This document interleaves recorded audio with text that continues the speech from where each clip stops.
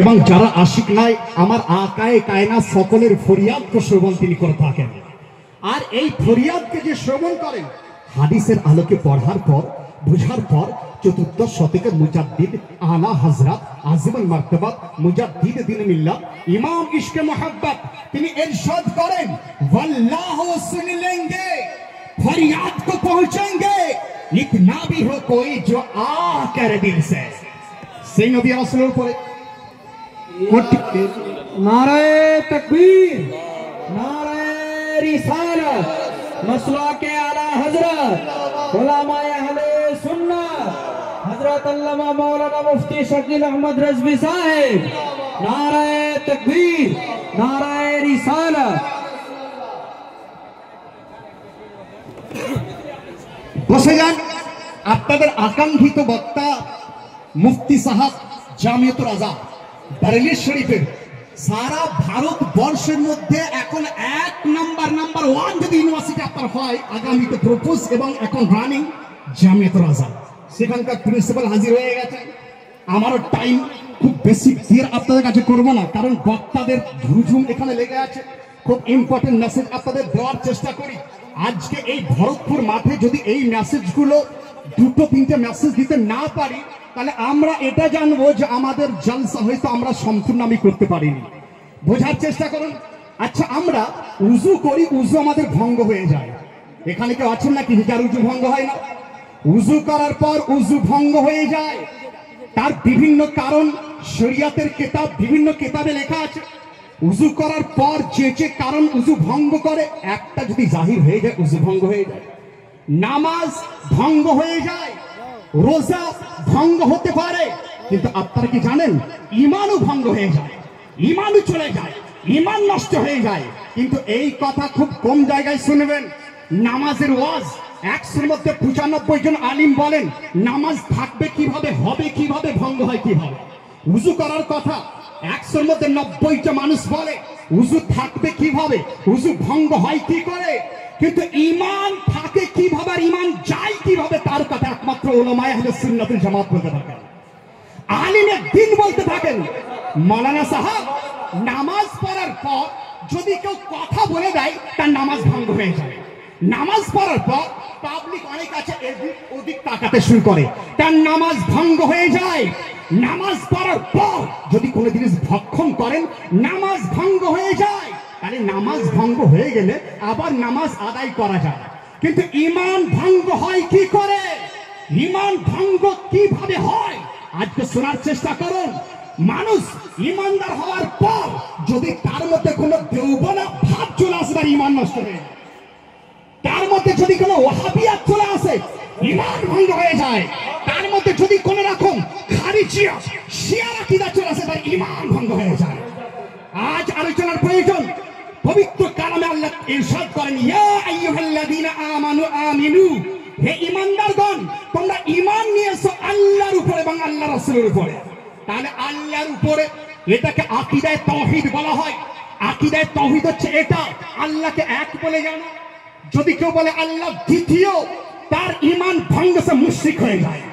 আল্লাহর সম্বন্ধে জানা যেটা অপরিহার্য সেটা হচ্ছে আল্লাহ রাব্বুল আলামিন সমস্ত আয়াত থেকে পুত পবিত্র, সমস্ত আয়াত থেকে পুত পবিত্র, সমস্ত রকম ত্রুটি থেকে তিনি পুত পবিত্র। যদি কেউ বলে দেয় আল্লাহর ত্রুটি ছিল তার ঈমান বাতিল হয়ে যায়, সে জাহান্নামের মধ্যে চলে যায়, তার নামটা জাহান্নামের খাতায়।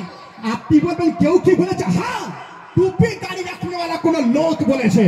দেওবন্দি ওয়াহাবিদের বাপ, দা ফাদার অফ ওয়াহাবিস, ওয়াহাবিদের পিতা যার নাম ইসমাইল দেহলভি, किताब एक रोजी 17 पाता लिखছে যে আল্লাহকে নিয়ে মুমকিন है झूठ बोलना, আল্লাহ ঝুট বলতে পারে, মিথ্যা বলতে পারে। তাহলে বুঝতে পারলেন যে আল্লাহ সম্বন্ধে কেউ যদি বলে আল্লাহ মিথ্যা বলতে পারে, যত নামাজ পড়ুক তার নামাজ দাজ্জালি ইবাদত হতে পারে, সে মুমিন হতে পারে। আকীদার ওয়াজ শ্রবণ করছেন, 15 মিনিট সময় আমাকে দেওয়া হয়েছে, বুঝলেন? একদম আপনাদের সম্মুখে আমি একটা পয়েন্ট বলার চেষ্টা করি। তাহলে আজকে আপনি বলছেন তারাও নামাজ পড়ে, তারাও রোজা রাখে, তারাও হজ করে, তারাও যাকাত দেয়, কিন্তু তাদের সঙ্গে মেশা কেন চলে না? মুফতি জুবাইর সাহেব তিনি বলেন তাদের সঙ্গে মেলা মেশা হারাম, তাদের মজলিসে যাওয়া হারাম, তাদের জবা করা খাওয়া মানে মরা খাওয়ার সমতুল্য। কারণটা কি? কারণ এটাই, আল্লাহর শানে তারা বলেছে আল্লাহ মিথ্যা বলতে পারে, এই কারণের জন্য তাদের সঙ্গে মেলামেশা হারাম রাখা হয়েছে। তাদেরকে মুসলমান জানাও হারাম রয়েছে। আর যদি তাদেরকে মুসলমান জানেন, আপনার ইমানও গায়েব হয়ে যায়। দ্বিতীয়, সানাউল্লাহ অমৃতসরি তার কিতাব আখবারে আহলে হাদিস, এই কিতাবের 2 নম্বর পাতায় লিখছে যে আল্লাহকে মিথ্যুক জানা এটাও ইমানের মধ্যে পড়ে, বলো নাউজুবিল্লাহ। প্রত্যেকটা ডকুমেন্টস আপনার নেটের মধ্যে অ্যাভেলেবল রয়েছে, জানতে পারেন। তাহলে আকীদার দুশমন কারা? যারা আকীদায় তাওহীদের বিপক্ষে কথা বলে তারা আকীদার দুশমন। এই আকীদা যারা যারা রয়েছেন তারা বোঝার চেষ্টা করুন। আমি কোন রকম মৌখিক নয়, ডকুমেন্টস ধরে আলোচনা আপনাদের করছি।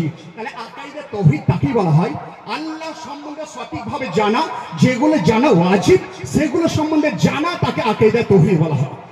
এরপরে পয়েন্ট, আকীদায়ে রিসালাত, রাসূলুল্লাহ সম্বন্ধে কি কি আকীদা রাখা ওয়াজিব, কি কি আকীদা রাখতে হবে। সর্বপ্রথম এটাই, রাসূলুল্লাহ সমস্ত নবীকে মাসুম বলে জানতে হবে। মাসুম শব্দের অর্থ সমস্ত গুনাহ থেকে পুত পবিত্র, গুনাহ নেই, গুনাহ হতে পারে না। আর যে কারণে আপনার অন্য কাউকে আম্বিয়া এবং ফেরেশতা ব্যতীত কাউকে আপনার ওই মাসুম বলা চলে না। আপনি যদি বলেন, আজকে অনেক পাবলিক আছেন তার সন্তানদের জন্য বলেন মাসুম ছেলে, মাসুম বেটা, মাসুম পুত্র, মাসুম বলা চলে না। কারণ মাসুম সিফাত শুধুমাত্র আম্বিয়া এবং ফেরেশতাদের জন্য। কিন্তু কেউ যদি বলে নবীর গুনাহ হতে পারে, নবী গুনাহ করেছিলেন, নবী অমুক ছিলেন, তো সে দাড়ি থাকলে কি হবে? সে বেঈমান, সে জাহান্নামী সে হয়ে যায়। কে লিখেছে? আপনি এই জামাতে ইসলামী বলে একটা দল আছে, বুঝলেন? জামাতে ইসলামী নগর নগর ডাগর ডাগর সব জায়গাতে তারা ঘুরে ফিরে তারা কি করে? দাওয়াত দিয়ে বেড়ায়। কিন্তু আপনি জানেন তাদের যে ইমাম, তাদের যে পিতা, তাদের যে রাইস, সে কি বলছে? সে কি বলছে? মিস্টার মওদুদি, আবুল আলা মওদুদি, সে তরজমা করেছে কোরআন শরীফের সূরা দুহা। এই আয়াতে তরজমা করতে গিয়ে ওয়া ওয়াজাদাকা দাল্লান ফাহাদা, এই আয়াতের তরজমাতে আবুল আলা মওদুদি সে লিখেছে যে নবী গুমরাহ ছিলেন, বলে নাউজুবিল্লাহ। নবী গুমরাহ ছিলেন, তাকে পথ দেখানো হয়েছে। তাহলে নবীকে কেউ যদি গুমরাহ বলে তাকে মুসলমান বলা চলবে? মুসলমান বলবেন? চলবেন না। তাদের বেটির সঙ্গে বিয়ে করা চলবে? তাদের বেটিকে নিয়ে আসা চলবে? তাদের জবা করে খাওয়া চলবে? যদি এই আকীদা আপনি বুঝতে না পারেন, সারা জিন্দেগির ওয়াজ বেকার হয়ে যায়, নামাজ বেকার হয়ে যায়, হজ বেকার হয়ে যায়। আর এই মেসেজটাই বারেলির তাজদার আলা হযরত আমাদেরকে বুঝিয়েছিলেন।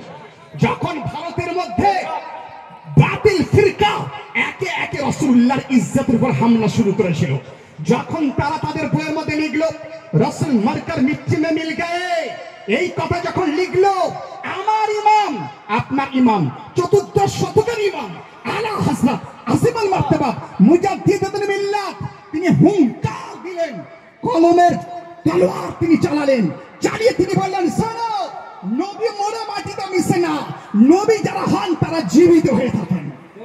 তিনি বলেন, তু জিন্দা হে ওয়াল্লাহ, তু জিন্দা হে ওয়াল্লাহ, মেরি চশমে আলম সে ছুপ জানে ওয়ালে। নারে তাকবীর, সকলে জোর করে বলেন নারে তাকবীর, নারে রিসালাত, মাসলাকে আলা হযরত, উলামায়ে আহলে সুন্নাত, ইশক মোহাব্বত, ইশক মোহাব্বত, বস্তি বস্তি, করিয়া করিয়া, ঐতিহাসিক ইমামে আজম কনফারেন্স, মুনাজির আহলে সুন্নাত হযরত আল্লামা মুফতি নুরুল আরফিন রেজভী সাহেব, নারায়ে তাকবীর, নারায়ে রিসালাত। বহুত ভাইরা শোনার চেষ্টা করুন, টাইম খুব শর্ট, যে কারণে আমি রাজধানী চালাচ্ছি, বুঝলেন? রাজধানী চালাচ্ছি যে আমার 15 মিনিটে যেন আকীদার কথা শোনাতে আপনাকে পারি, বুঝলেন? বোঝার চেষ্টা করুন। আজ অনেকের অ্যাপিল রয়েছে, অ্যাপ্লাই রয়েছে, আবার অনেকে বলে মৌলানা সাহেব আজ যে সাম্প্রতিক মাসলা তাতে আপনারা মুখ কেন খুলছেন না, সাম্প্রতিক মাসলা বলছেন না কেন, অমুক সম্বন্ধে কেন তাফসীর করছেন না? আমি বললাম এর কারণ শুনুন। সিরাজুল উম্মাহ ইমাম গাজ্জালী রাহমাতুল্লাহ আলাইহি তিনি বলেছিলেন যে তোমরা সাবধান থেকে সেই সময়ে, যে সময়ে তোমাদের নবীকে গালি গালাজ করা হবে, গালি গুলুজ করা হবে, সেই সময় তোমাদের পতন নেমে চলে আসবে। অতএব গালিগুলো আসলে শানে এই টুপি ধারীরা করেছে, সাম্প্রতিক বিষয় আলোচনার পূর্বে তাদের প্রতিবাদের প্রয়োজন রয়েছে, তাদের প্রতিবাদ প্রয়োজন রয়েছে। বললেন আলা হযরত তিনি বলেন যে তুঝসে और जन्नत से क्या मतलब, वहाबी दूर हो, हम রাসূলুল্লাহ के जन्नत রাসূলুল্লাহ की। শোনার চেষ্টা করুন। তাহলে আকীদায় রিসালাতের একটা পয়েন্ট বললাম, অনেক পয়েন্ট। দ্বিতীয় পয়েন্ট এটাই, আকীদায় রিসালাতের যেটা রাসূলুল্লাহর উপর আকীদা রাখা যেটা ওয়াজিব, তার মধ্যে এক দ্বিতীয় পয়েন্ট এটাই যে নবী যিনি হবেন তিনি সমস্ত উম্মত থেকে আলা ও আফজাল তিনি হবেন। নবী যিনি হবেন সমস্ত উম্মত থেকে আলা ও আফজাল। আর এই আকীদা আলা হযরত তিনি বলেন सबसे आला वाला हमारा नबी, सबसे बड़ा वाला हमारा नबी, सारे ऊंचों में ऊंचा समझे जिसे, है उस ऊंचे से ऊंचा हमारा नबी, सारे अच्छों में अच्छा समझे जिसे, है उस अच्छों से अच्छा हमारा नबी। বোঝা গেল এই আকীদা সঠিক আকীদা যে নবী সমস্ত উম্মতিদের থেকে বেশি হবেন, উম্মতিদের থেকে সম্মানে বেশি বেড়ে যাবেন। তিনি সমস্ত সৃষ্টি জগতের মধ্যে সর্বশ্রেষ্ঠ আমার নবী মুস্তাফা সাল্লাল্লাহু আলাইহি ওয়াসাল্লাম। তাহলে এটা আমাদের আকীদা। এরপর বাতিলদের আকীদা, যাদের জন্য আমরা মিশা হারাম বলা হয়, যাদেরকে কাছে নেওয়া হারাম বলা হয়, তাদের আকীদা কেমন দেখুন। তাকবিয়াতুল ঈমান ইসমাইল দেহলভী তার কিতাবের মধ্যে উল্লেখ করছে এইভাবে, সে লিখছে যে কখনো কখনো উম্মতিরাও নবী থেকে বেড়ে যায়, বলে নাউজুবিল্লাহ। তারা কি বলল? নবী থেকে বেড়ে যায়। আর আকীদার হেড পয়েন্ট এটাই যে সমস্ত নবীরা তাদের উম্মতিদের থেকে আলা ও আফজাল তারা হবে। তাহলে আকীদার খেলাফ তারা বললো। আর আকীদা কাকে বলা হয়? আকীদা হচ্ছে মেন জিনিস, যাকে জ্বর বলা হয়। যদি আপনার জ্বর পচে যায় তার ডালের কোনো মূল্য থাকে না, ফলের কোনো মূল্য থাকে না, ফুলের কোনো মূল্য থাকে না। আর জ্বর যদি সতেজ থাকে, ফল ফুল যদি নাও থাকে, একদিন গাছ সে হবেই, একদিন সে গাছ গজাবে। তাহলে তারা বলল যে নবী, আবার বলছে যে শয়তান আর নবীর ইলম বরাবর হয়েছে, নব্বই নাউজুবিল্লাহ। কিতাবের নাম ইসমাইল দেহলভীর লেখা তাকবিয়াতুল ঈমান। যদি প্রমাণ না দিতে পারি, যেটা মুসলিমের সাথে নুরুল আরিফিন সে নিয়ে নেবে, দেওবন্দিদের ইমাম তার কিতাবের মধ্যে লিখে রেখেছে। আকীদার ওয়াজ শুনছেন। তাহলে এখানে এবার আমাদের আহলে সুন্নাতুল জামাত, আমাদের আকীদা আলা হযরত আজিমুল মারতাবাত মুজাদ্দিদুল মিল্লাত তিনি আমাদের আকীদা দিয়ে দিলেন।